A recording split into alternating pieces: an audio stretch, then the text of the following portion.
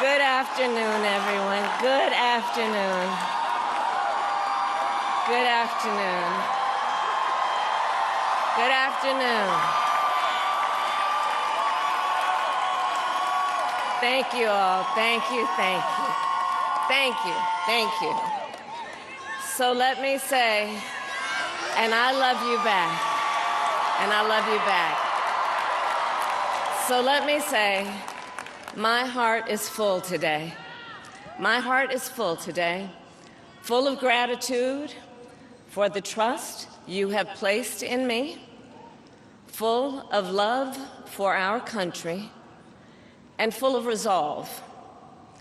The outcome of this election is not what we wanted, not what we fought for, not what we voted for, but hear me when I say, hear me when I say, the light of America's promise will always burn bright. As long as we never give up, and as long as we keep fighting.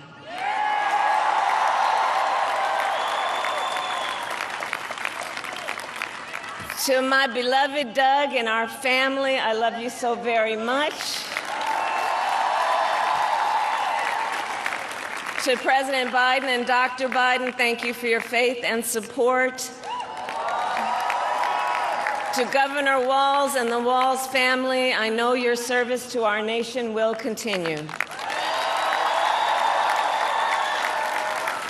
And to my extraordinary team, to the volunteers who gave so much of themselves,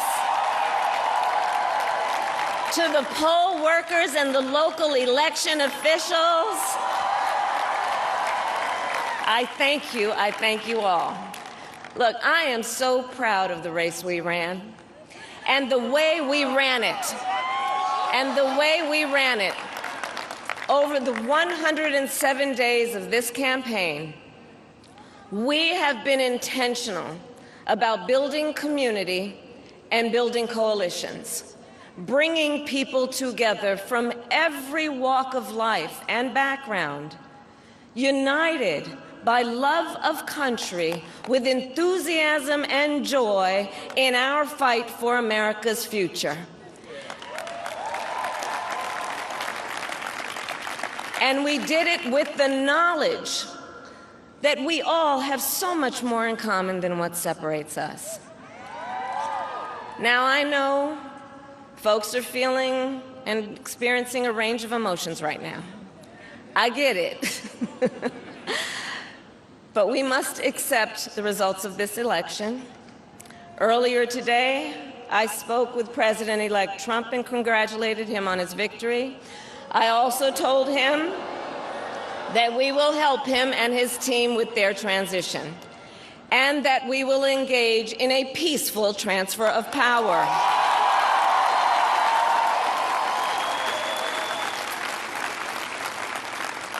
A fundamental principle of American democracy is that when we lose an election, we accept the results. That principle, as much as any other, distinguishes democracy from monarchy or tyranny, and anyone who seeks the public trust must honor it.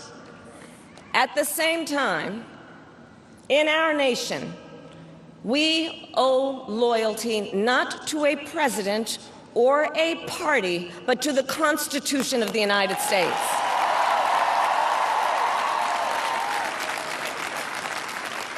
And loyalty to our conscience and to our God.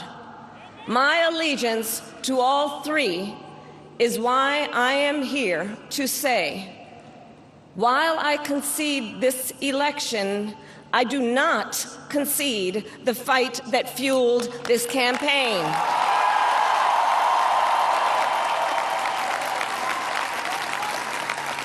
The fight for freedom, for opportunity, for fairness, and the dignity of all people. A fight for the ideals at the heart of our nation. the ideals that reflect America at our best. That is a fight I will never give up.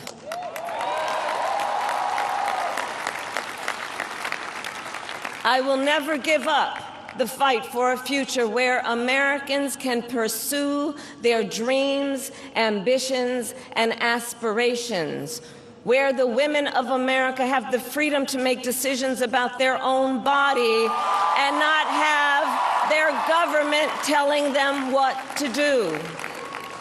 We will never give up the fight to protect our schools and our streets from gun violence.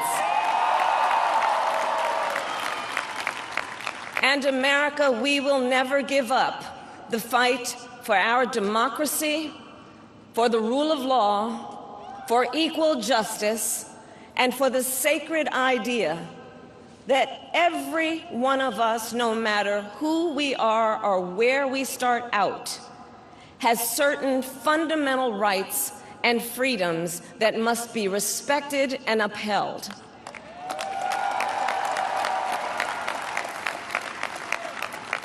And we will continue to wage this fight in the voting booth, in the courts, and in the public square.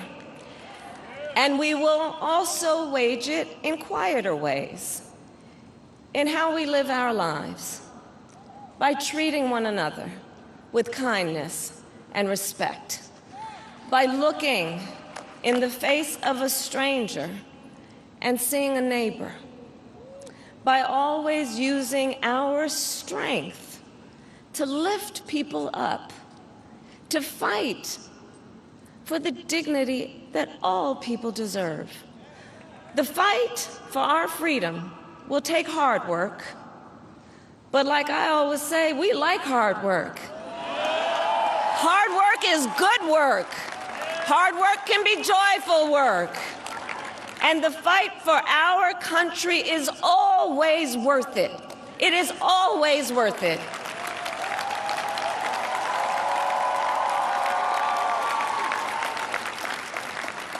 To the young people who are watching, it is...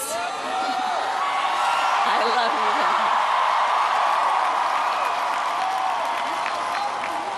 you. To the young people who are watching, it is okay to feel sad and disappointed, but please know it's going to be okay. On the campaign, I would often say, when we fight, we win. But here's the thing. Sometimes the fight takes a while. That doesn't mean we won't win. That doesn't mean we won't win. The important thing is don't ever give up. Don't ever give up. Don't ever stop trying to make the world a better place. You have power. You have power. And don't you ever listen when anyone tells you something is impossible because it has never been done before.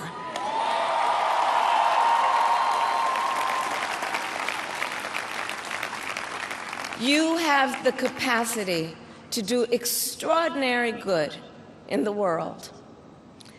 And so to everyone who is watching, do not despair. This is not a time to throw up our hands. This is a time to roll up our sleeves.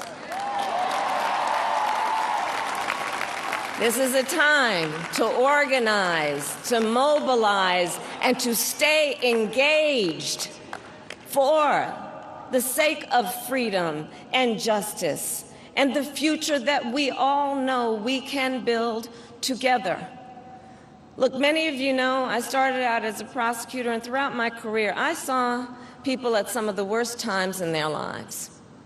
People who had suffered great harm and great pain, and yet found within themselves the strength and the courage and the resolve to take the stand, to take a stand, to fight for justice, to fight for themselves, to fight for others.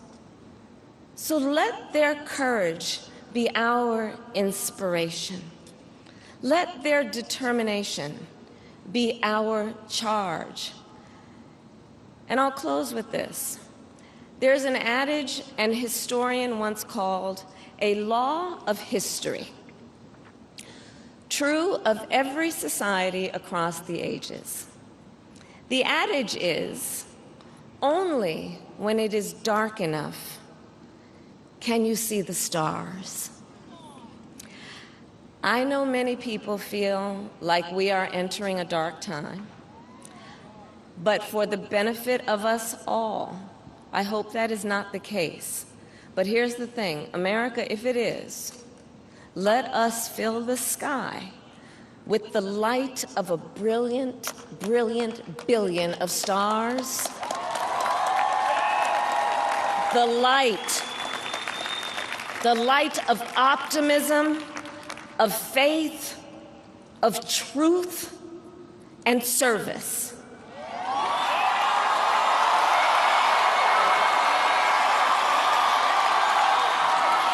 HU. And may that work guide us, even in the face of setbacks, toward the extraordinary promise of the United States of America. I thank you all. May God bless you, and may God bless the United States of America. I thank you all.